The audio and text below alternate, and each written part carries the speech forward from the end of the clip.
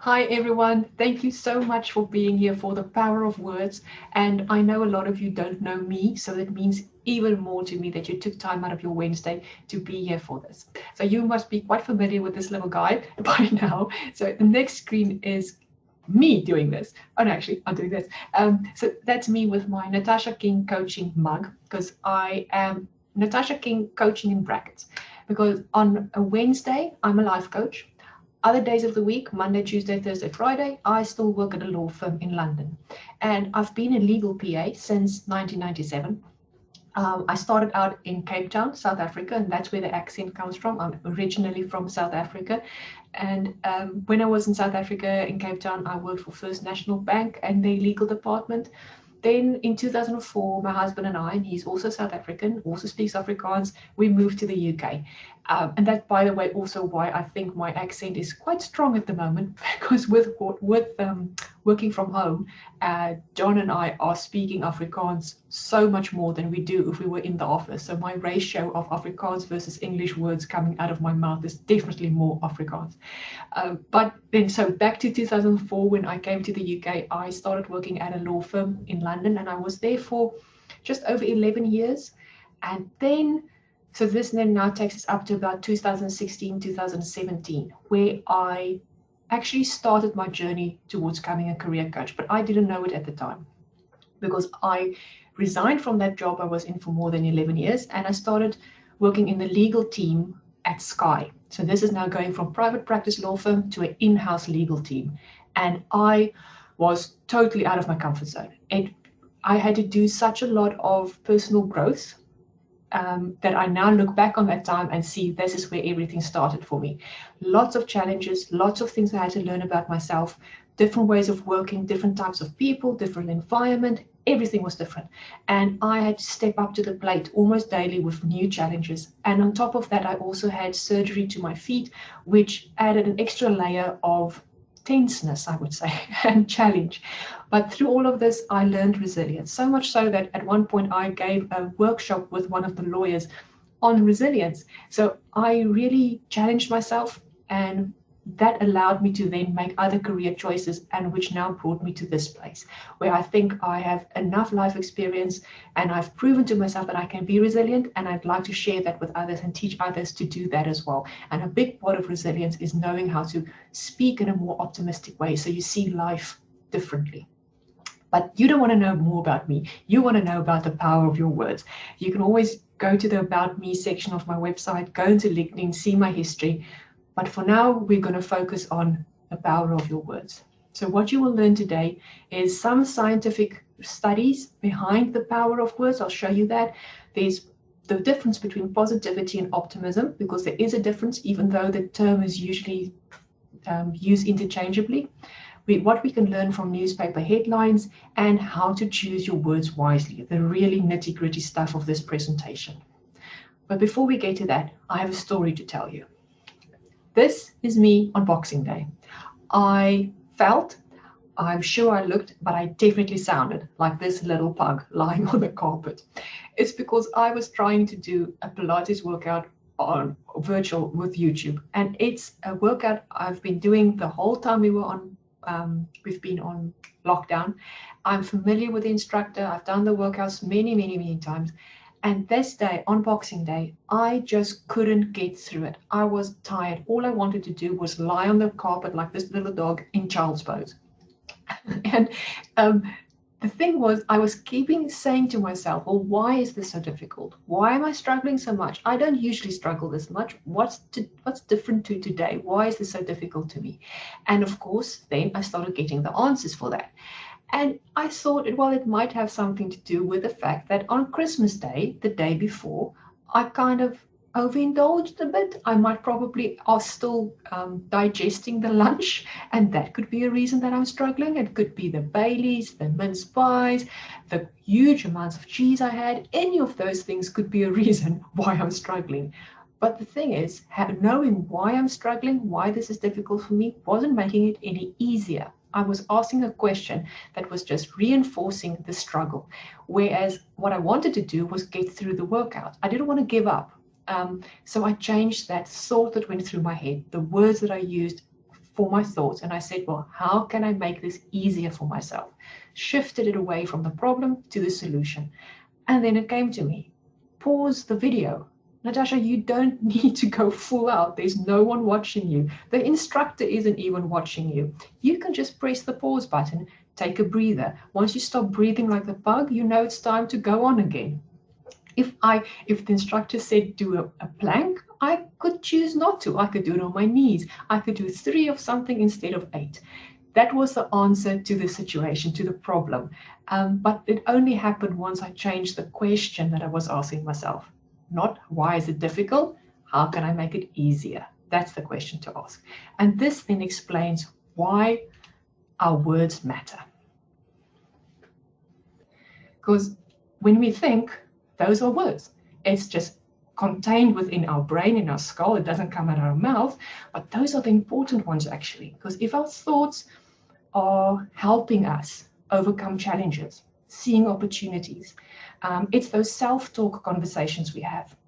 The ones where if you're given a challenge or something new, say your boss gives you something new you haven't done before, the words going through your mind that says, I've never done this before, this is going to be too difficult, I can't do it, versus challenge accepted, bring it on. Those thoughts will change your experience, your day, your career. It all starts with the thoughts in our heads, and those are words. And that's if you can listen to this talk, and even if you just apply it in the thoughts section, you don't even change it that much in what you say, but your whole life can change when you change the thoughts. And by the way, I have a whole other talk that I can give that's all about automatic negative thoughts, and there's a lot more going on there. But for this exercise, just remember, your thoughts are words. And then we speak out loud. Now, this woman or girl, I don't even know what she is, she's talking to herself. And let's face it, we do that. This is the conversations you have in the car with a fictional character, or the person in front, the guy causing the traffic jams. And it's when we say those words out loud that they become even more ingrained. This is now a thought being spoken, being verbalized. So we've added the sense of hearing, which reconfirms the original thought. And that's, what can I say, it makes it even stronger. And this is also where affirmations and mantras come in. If you now use it for good, repeating your own words out loud, saying it repeatedly, you're reinforcing the thought behind it. And the thought could be, I am capable of anything. And you say that to yourself a few times, at least 3 times in a go. That can change how you think. And then this is the important bit as well, where we share our thoughts, where we have a conversation with someone else. Now this adds, in my viewpoint, a little bit of a responsibility, because like in this picture, this man didn't know what was going to come out of the woman's mouth, but he now has a thought related to her comment. So you're impacting other people by the choice of your words. And our brains are negatively biased, so it prefers the negative. It prefers the gossip, the sharing of the bad news, the complaining, the pointing out of problems, and it all comes back to how our caveman. It goes back to the caveman, how we are wired. Because if you are on the African plains hunting for something, it's in your benefit to know the stories that were shared last night around the fire about where the crocodile was spotted, or watch out for that cliff, or listen out to the sounds in the bush, to be aware of the dangers, because it saves your life. And if you've got a buddy hunting with you, you want to be listening out and you want to be sharing the things. No, look out. It'll keep you safe. But in modern times, we don't really need that as much. What we want is to be positively biased. We want to see the opportunities to grow a career, to grow a business, to be healthier, to stop doing something that feels comfortable and doing this thing that's a bit fearful. You're a bit afraid of it because it's new, but you want to embrace that. And our negative bias and the conversations we might have with people can reinforce the fearful factor, the stuff to stay away from, the problems. And then, of course, if we've got 2 people talking, they speak to other people, and it expands and it expands. So this is how company cultures start. This is how a whole nation can have a certain viewpoint. This is how pessimism, optimism can spread. And every time someone hears a conversation, they of course have a thought, and that then starts the whole process again. So this is why words matter. It's not just for you, it's for the people you talk to. And if you can remember how you can influence them and not add fuel to the fire of their gossiping, their continually focusing on the bad, you're actually helping them as well. But there is something to be said for facing reality, and I'm going to talk about that later. So we're not ignoring problems, we're just not hashing on and on and on about them. So there is some science as well behind our word, choice of words. The word no. It just needs to be flashed, or you just need to see it for less than a second, and it will release cortisol, which instigates that fight or flight response. So think back to the caveman. If your body is shouting the word no, or if you see the word no scratched out in a cave, don't enter, no, stay away. That's helpful. I can understand why you need to fight or flight when you see the word no. But it's just less than a second, and you get a little burst of cortisol and stress response. Now the studies show, add to that a frown, and it makes it worse. And it's not just you frowning, but the person who sees you frown, they get this additional burst of cortisol and the stress response. So very interesting and things to think about. And then words that provoke fear. Now they could be anything. I've got examples here: poverty, illness, pandemic, death. They also release the stress response. And it doesn't matter whether those words are said as part of a hypothetical situation, a what if, a worst case scenario, this might happen. This is also movies, fantasies. So the fear-inducing words have an effect on us, and our thalamus and amygdala react as if the threats are actually occurring. So you imagined it, someone says, I read a book, I saw a movie, I heard someone say that something might happen, and if there's something fear-related to that, you're going to have a stress response. So I went and looked at some newspaper headlines. So I found 4, but I didn't have to look very hard. 21st of January, and these come from News 24, Daily Mail, Sun, and the BBC. The first one, News 24, this is a South African news website.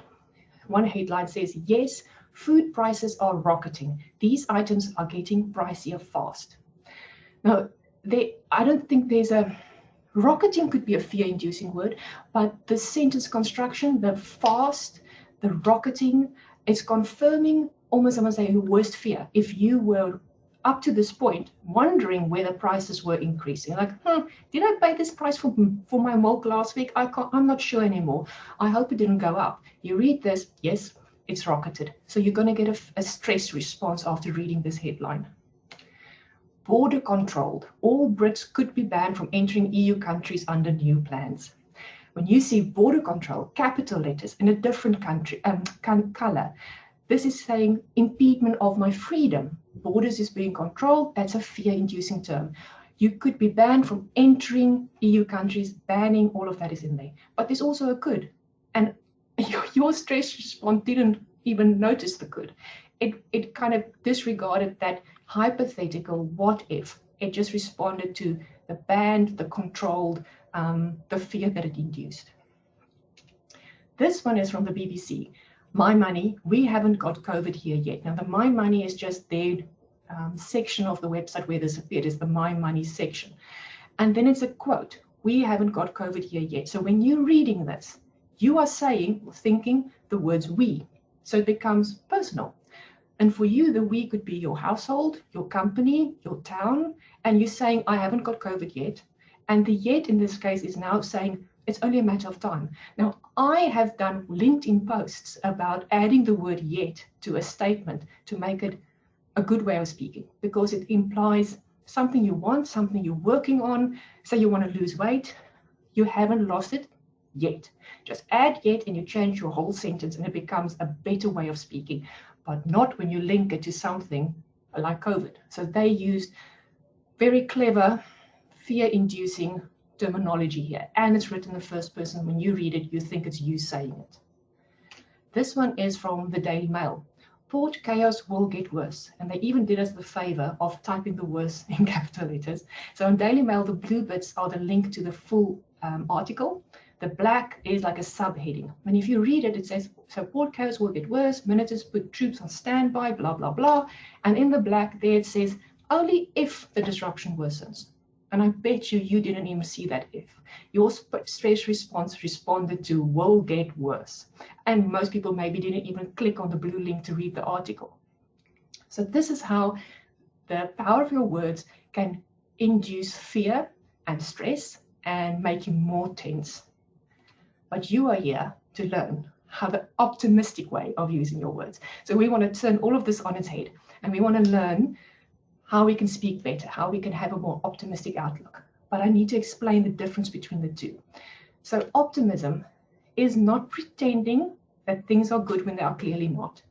It's believing that the bad things will get better for you. And that's why I say you can read the newspaper headlines, and then you can be faced with the reality. There are stuff going on in your own life, in the world, in politics, but you can still believe that it will get better for you. And it might not even, you don't even need to believe that it will get better for everyone. It will get better for you. You could be the exception to this rule of the bad things. So you talk in an optimistic way, and you reinforce the idea that bad things will get better. And there's lots more to come on this. But before we go further, I want to show you a video clip from Friends. I mean, Friends is the perfect learning tool. We've got Positive Park here. It's a 3-minute video clip. And I think the sound will be okay, but if it's not, you know what? Yeah, I need to get the sound a little bit lower. And I'm going to press play. I hope you listen. You can hear all of this. Just see how Parker deals with positivity.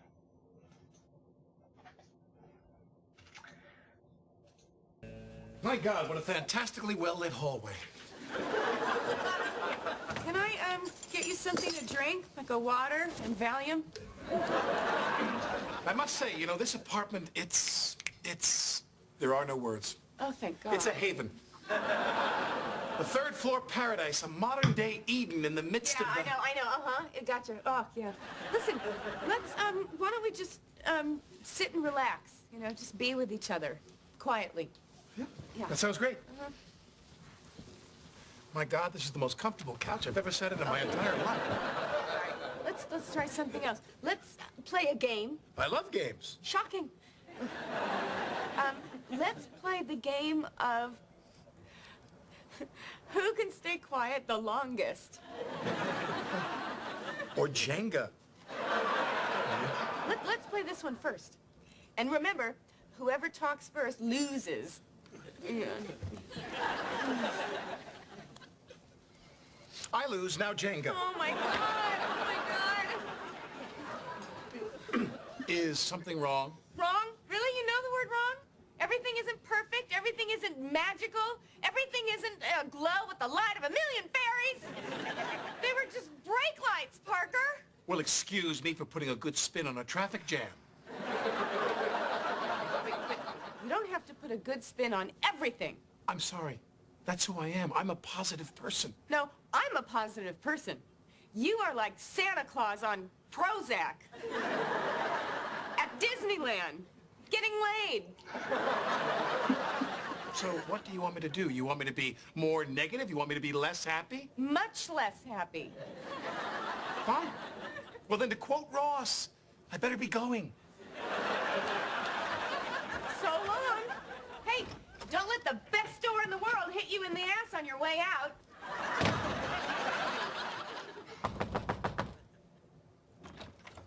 Isn't this the most incredible fight you've ever had in your entire life? I am seeing some very happy responses on that. Yeah. So as we can see, Parker was a bit in denial of reality. And that's not optimism. That's not what we're aiming for. We are not aiming to ignore the obvious lessons to be learned and the things that are wrong. And so just to remind you, optimism is not pretending that things are good when they're clearly not. It's just believing that the bad things will get better.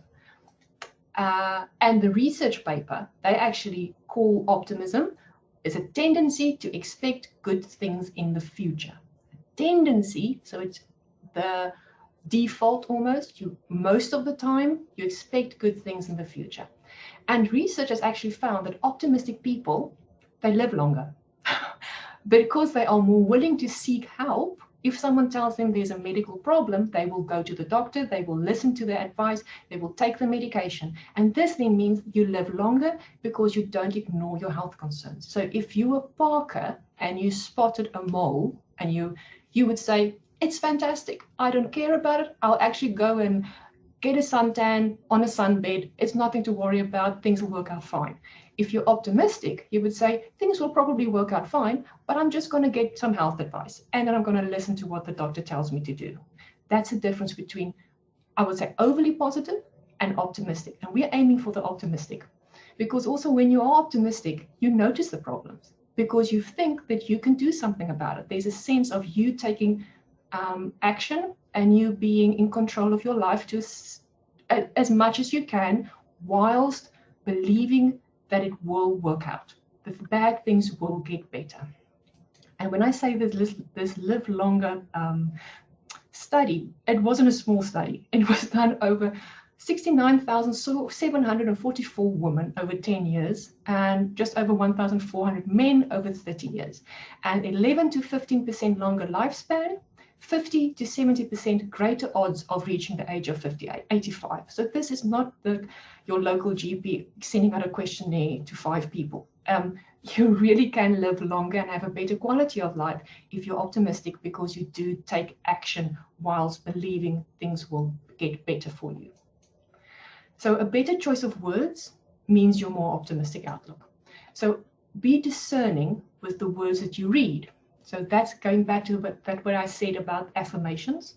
If you surround yourself with positive statements, you used to get these posters of the kitten, like these really corny posters, but there's value in that. To surround yourself with words and terms that build you up, that allows you be enlightened about your situation, open-minded, problem-solving. Surround yourself with those kind of words. With the words you hear, be discerning with that. So that's even radio programs, podcasts. If you don't feel better after listening to this, maybe consider listening less or not at all. And also people you surround yourself with. If there are people in your life that are constantly talking about the bad, they are very negatively biased, and it's difficult to switch the conversation around, or you feel really emotionally drained and this person doesn't seem to be going to be changing, I would say try and limit your exposure to them. Or if you're in a conversation, use your words to turn it around so that the flow of the conversation changes, not to the problem, but to the solution. And your choice of words, obviously, what you say, how you hear your own voice, and it's your thoughts. Be discerning with these areas. So now you probably want to know, but how do I do this? Natasja's now told me all of this, what I need to look out for, why it's important. So how should I speak? First way I can suggest is use I am statements. I am something positive, and you repeat it. So whatever follows after the I am, you can also think of this as a label. Put a positive label on yourself. I am confident. I am worthy of this. I am whatever that positive thing is. And I actually used positive statements, looking at it repeatedly, like this. So this is a post that I wrote while I was at Sky. So I love budgets and spreadsheets. And you can see I put it on my monitor over there. This is what it looked like. And I can promise you, I did not love budgets and spreadsheets when I wrote this. It was because I didn't, that I had to change my thinking about it. I joined them and I didn't realize that I was going to be in charge of the team budget. Every time an email came in saying, do we have money for this? Can you approve this? What is the code for that thing? And monthly, we had to put together the spreadsheets to show how much money went in, went out. I was petrified every time I went into my inbox in case one of these type of budget spreadsheet money matters emails came into my inbox.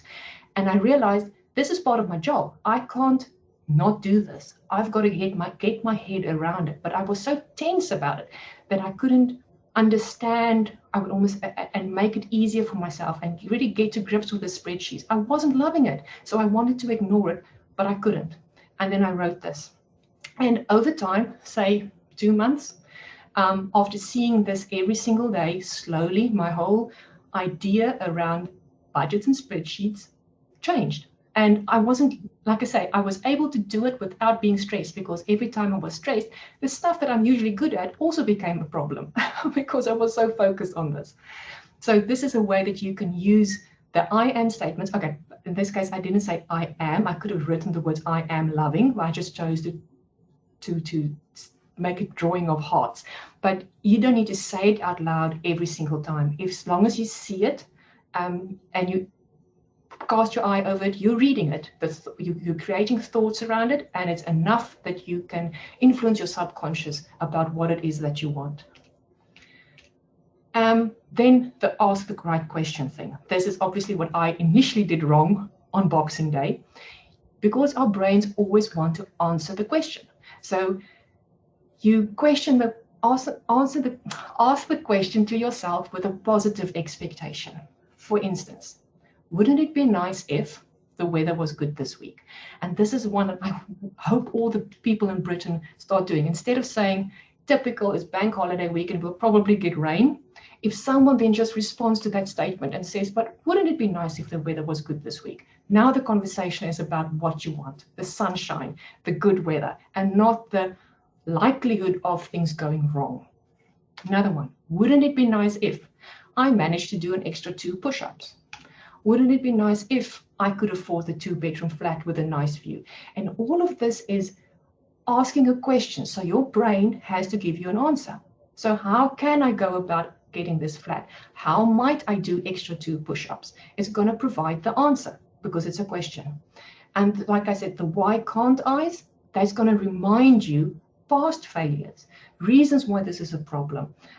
Your history with this thing could be a reason why you think you can't do this. If you've always struggled with something, why can't I do it? Because I've always had a problem with it. But change it. Wouldn't it be nice if I could do this thing? And then pause, think, and choose the words that make you feel better. This is the basic one. If you remember this, I bet all the others will kind of happen by itself. How do you feel when you have this thought? When you hear that comment from someone else?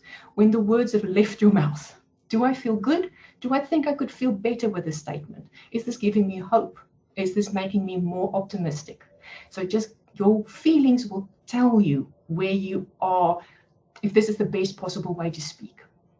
And then there are 2 things that you can stay away from. Just don't do these. I want statements, because it's a statement of lack and it generates tension, because you are stating what you don't have.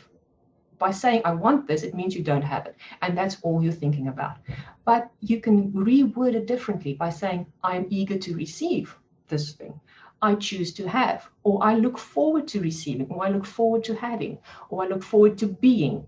It's the same kind of thing, but it feels totally different. I'm sure as you read this, you would have felt a little bit of a shift from thinking of anything that you want. Think of your coffee. I want coffee. I look forward to drinking my coffee. There's a change in that. The other one is sarcasm. We do this a lot. The Wi-Fi dropped out again. Fantastic. That's exactly what I need in the middle of a deadline. And you're saying, give me more of this. And sarcasm is funny because everyone who listens to you knows what you're saying is not matching up with what you want. And that's the funny bit about it. But it's not good. You don't want to say, you want to talk about what it is that you do want.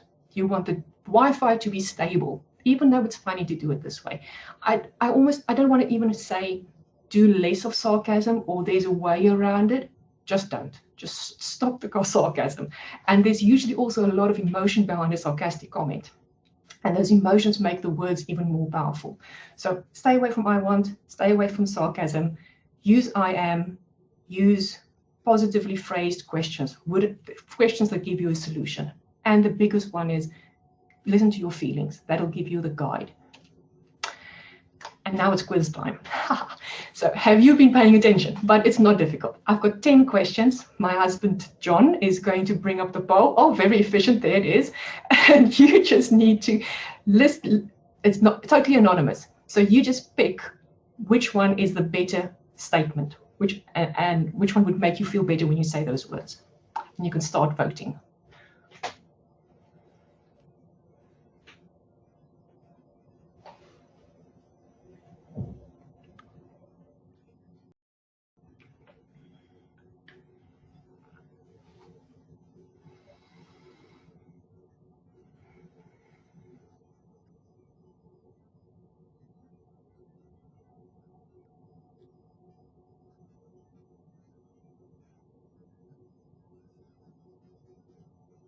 Ooh.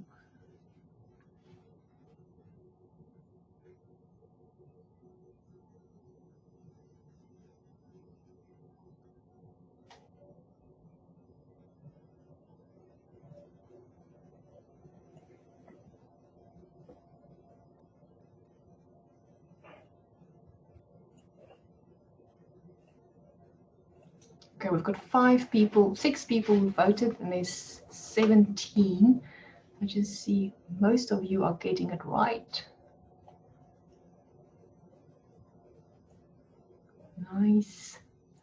You have been listening.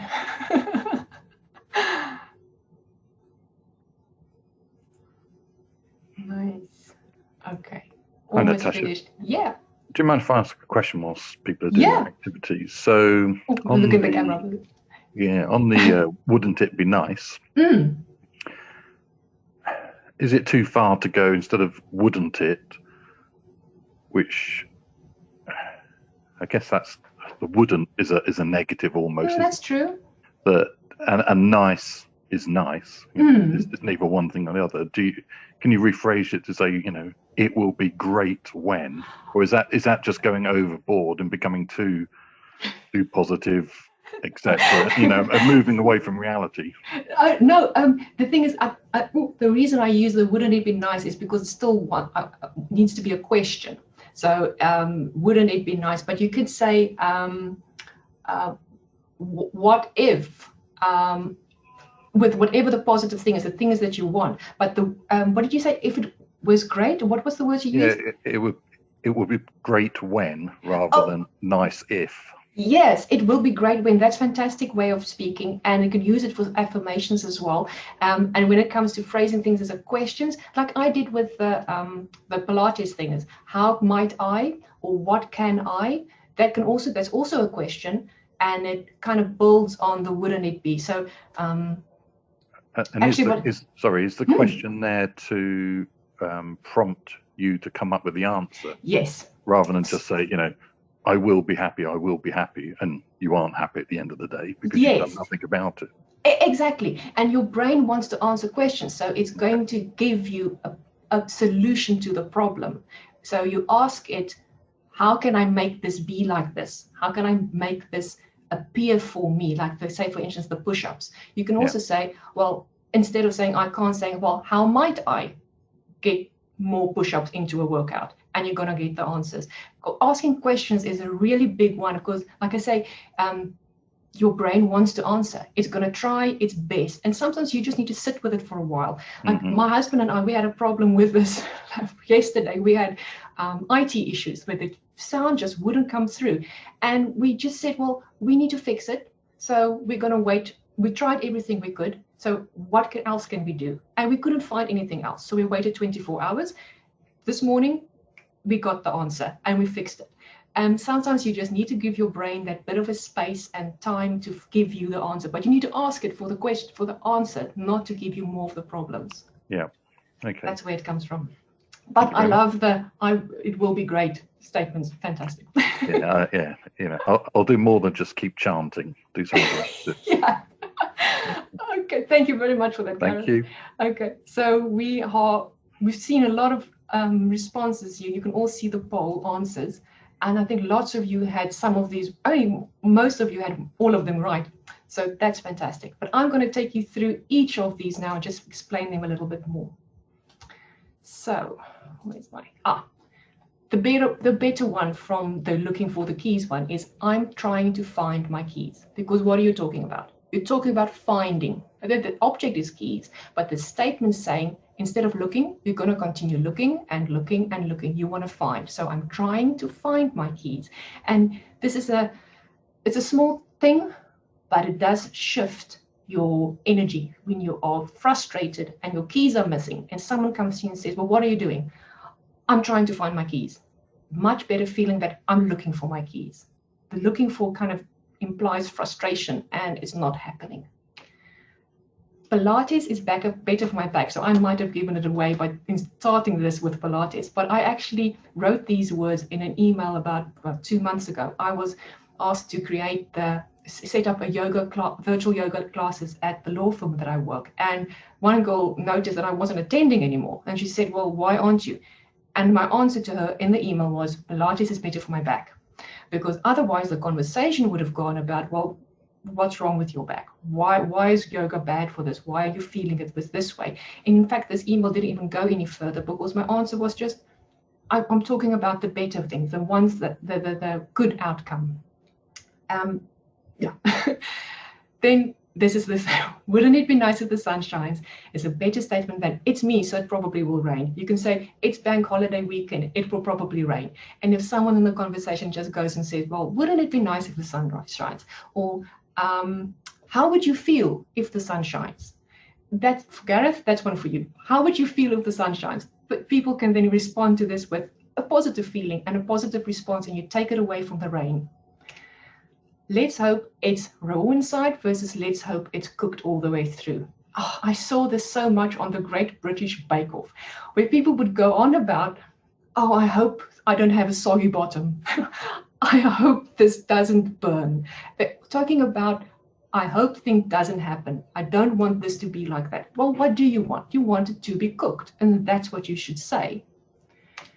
I haven't reached my goal weight yet versus I can't lose weight. Someone asks you, you have the thoughts in your head when you're standing on the scales and the thought pops up, oh, I can't lose weight. Change that and say, well, I just haven't reached my goal weight yet. And so that goes back to that headline I was talking about earlier. Just add the yet, and all of a sudden it shifts to say it's inevitable. It's just a matter of time. It will happen. I will get there. Another one. It will be great when I find a job, as opposed to it would be great if I could find a job. I think everyone probably got this one right. It gives you hope, and it's an optimistic statement. I am stressed versus I am feeling stressed. Now, this one is one you can use for any of those negative feelings. Anxious, irritable, frustrated, even things like tired. When you add the word feeling, it creates a little bit of a space where you can think, well, maybe I can do something about it, because this feeling, the stress, the anxiety, irritability, whatever, hasn't consumed me as a whole person. I am not all of that. There's a part of me that's noticing the feeling. So a part of me is not this. And once you realize that, you can say, well, what might I do to feel better? What might I do to get over this? What might I do to feel the opposite way, relaxed? And it is the sense, as soon as you add the feeling, you realize this is just a feeling that I am having. This is not all of me. I choose to be healthy versus I think I'm coming down with a cold. Now, this is what John and I do. If we take tablets for anything, while we're taking those tablets, thoughts in our head, I choose to be healthy. So it goes back to optimism. We are addressing the problem, but I don't need to talk about the problem all the time. I don't need to go on about all my symptoms. If someone comes to me, or in our house, if I take an aspirin and John sees me, he will kind of do a frown, like, something's up. Because we're husband and wife, we are concerned about each other. But the response that I would say, and that he says to me as well, is, it's fine, I choose to be healthy. And we do this when we take multivitamins as well. While you're taking it, you're doing something good for your body, you're taking some action, but you add, I choose to be healthy. Not too much about the reason why you want to fix this, just how you want to be. I want to reach my goal weights. I intend on reaching my goal weights. Totally different sense to this. It's a much more, I'm going to do this versus I'm waiting for it to happen. And this one is something I said maybe 2 weeks ago. I'm doing what I can to build my business. Now I wait for clients to come to me. Versus I'm doing what I can to build my business. Now I watch how clients come to me. And there's a story here, because I had gone through this whole thing where I was so controlling. I wanted to do everything to promote Natasja King Coaching, and it was, I have a tendency to overthink and to want to control and to not let go. So once I got to the point where I'm saying, no, I'm just going to do what I can, put all my love and energy in it, and then I'm going to sit back and wait for clients to come to me. Just be relaxed about it. And I said this to my husband, and he said, well, no, you're not. I was like, what? I just did it, all the hard work. I taught myself to now relax about stuff and just sit back and let them come to me. And they said, yes, but you're saying you're waiting. Oh, yes, I'm talking about waiting. I'm going to be waiting forever. So I changed it. I said to myself, okay, how can I change it? Should be how I watch how clients come to me. It's a different feeling, but the intent behind it is the same. I'm not going to control things. I'm going to relax about it. And while I relax, I watch them come instead of I wait for them to come. So much so that I wrote this. I don't know if you can see it. It's a little post-it, and it's in Afrikaans. It says, kyk hoe dit na my toe kom. Now, kyk hoe dit na my toe kom means watch how it comes to me. And I even, in case I forgot, wrote a little, drew a picture of an eye, but then the eye was a bit freaky. So I add the little nose and the eyebrow just to soften it a bit. But this is now a type of an affirmation that I look at. It's at the bottom of my PC monitor to remind me to not not wait, to watch. So this is almost, we're almost at the end, yeah. So what we learned today was there's some scientific research behind the power of our words. So fear-inducing words, that they stimulate the fight or flight response. Positive versus optimistic. Optimism is we believe that the bad things will get better for us. How you choose your words wisely, I am statements. You ask the right question, the one that will give you a solution, not exasperate the problem. Avoid sarcasm and avoid the I wants. And we can learn some stuff from newspaper headlines. So I haven't expanded on that very much because that's in the next slide. What I have, and so this is on two of the examples. On my website at the moment, there's a thing called, there's a freebies tab, and it has a document that I just thought would be fun for you to go print out, and then you look at the headlines we were looking at and try and reword them. It's like an exercise just to see if you can reshape the fear-inducing words into optimism building. So it looks like this thing. So say, for instance, the top one, port chaos will get worse. What in your life will get better? Yes, food prices rocketing. These items are getting pricier fast. So you say, yes, say, for instance, my motivation is rocketing. The fat cells are getting smaller fast. That's your version of this fear-inducing headline turned on its head. The Brits that could be banned from entering the EU countries, you say, I could be blessed with, what is it? A new car under new plans. And then the last one that we haven't got it here, this isn't an affirmation. I just wanted to remind you that if there's something you're working towards, something you are expecting to happen. See, I almost said wait, but then I stopped. You add the yet at the back. Just make it inevitable. It's just a matter of time. I will get there. So you can get this from my website, but I'm also going to send a link with an email with lots of information at the end of this. So we are almost done. So I hope you enjoyed it so far. I would just want to say thank you to everyone who's been here. It's blown my mind that I could connect with so many new people. And if you want to sign up, I've got something for free. It's 7 emails that I sent out over 14 days. And it's all about feeling supported, how you can get yourself through the tough times. And it's short. It's like, say, maybe 3 minutes to read every second morning for 14 days. And the topics are self-care, self-esteem, power of words. So it's a condensed version of this. Power of images, overcoming automatic negative thought. And I just noticed there's a spelling mistake on the automatic. Gratitude and optimism. And some of the emails have worksheets. Some have take a photo and tag me type of stuff. But you don't even need to do that. It's just a nice 7 emails over 14 days that comes into your inbox, and you've got nothing to lose. You might as well just sign up. And I don't try and sell you anything, I promise. This is really just to help you feel supported. And I'll send a link to this as well at the end of the presentation. And then my next talk is the last Wednesday of the month, and it's going to be the power of images. So it's very similar feel to this one. I think I also have a video clip in there somewhere. Might not be Friends, maybe it's Big Bang Theory, I can't remember. And this is about vision boards. You also call it action boards. If you've ever seen them, tried them, but they didn't really work, or there's usually two things that we leave out of that, and there's crucial parts to it. It's not just cutting out pictures and sticking it on a wall. So what I'll be showing you is how to make them more powerful, because they really, really are. And to help me plan for the second one, I would love it if you complete a short little survey that I'm going to send. You don't need to. It's just, what did you like about this one? What's the duration? Was it okay? Would you do it again? It's really, really quick and simple survey that I would love for you, so I can make this one even better. And if you can join this one, it would be amazing to see the same people on the next call. And this, if you paid attention, I talked about the most important slides. There are two. This is the other one. Speak more about what you do have than what you don't have. If you can keep this as a golden rule, speak about what you do have, not so much of what you don't have. Say, for instance, you're in the kitchen and you want bread, you want to make toast, and there isn't bread. Now you put the bread on the shopping list, on the note, add it to your shopping list, and you start seeing what you do have. Your kitchen cupboard will show, well, there isn't bread. Well, what is there? There's rice cakes.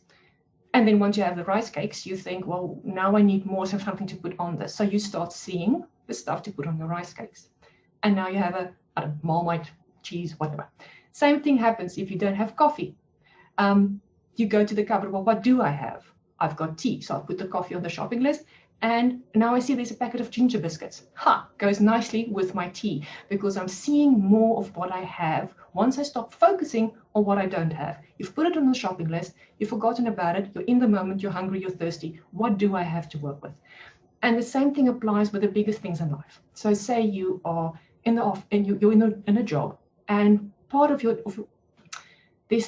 not really happy in your job. But when you keep speaking, thinking, focusing on what is the unpleasantness in the job, the things you don't have, you might be missing what you do have. So maybe there's one part of the job that you really, really love. Do more of that. Make it bigger. Make it a bigger part of your day. Say it's PowerPoint presentations. It's writing newspaper. Writing. You just like writing. So put your hand up and be the person that sets up the newspaper for the office. If you like connecting with people, that's a part of your job that you don't do a lot of, but you really buzz when you are around people. Do more of that. And over time, the stuff you don't like, or the stuff that are not as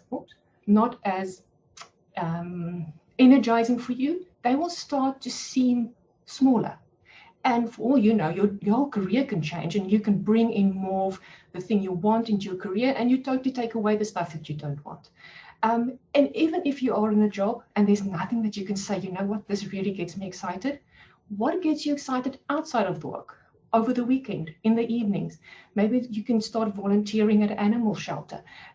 Going back to the example of the writing, you're good with words. Offer to do a newsletter or update the website of the local cricket club. Can you see how once you stop focusing on the things that are unpleasant, you start making the things that you do like bigger, like the tea, coffee, bread, rice cakes thing. You will start seeing more things that match up with the things that you have been speaking about that you do have. And to that end, this is your chance to tell me 3 things that you are grateful for today, because what I've just said, focusing on what you do have that more than what you don't have, that's gratitude. That's a different way of thinking gratitude. And the more you notice what you have, the bigger in your life it will become, the more impact it will have. And the stuff you don't like will get smaller and smaller and smaller. So I'm so out of breath now, but I really love this.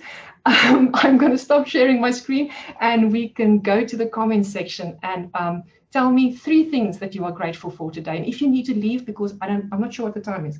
Oh, we're almost up to an hour. If you need to leave, you can go at this point, and I will send you follow-ups by email if you have to leave now. Okay, so, Yashim, I just saw you. Hi. Some familiar faces.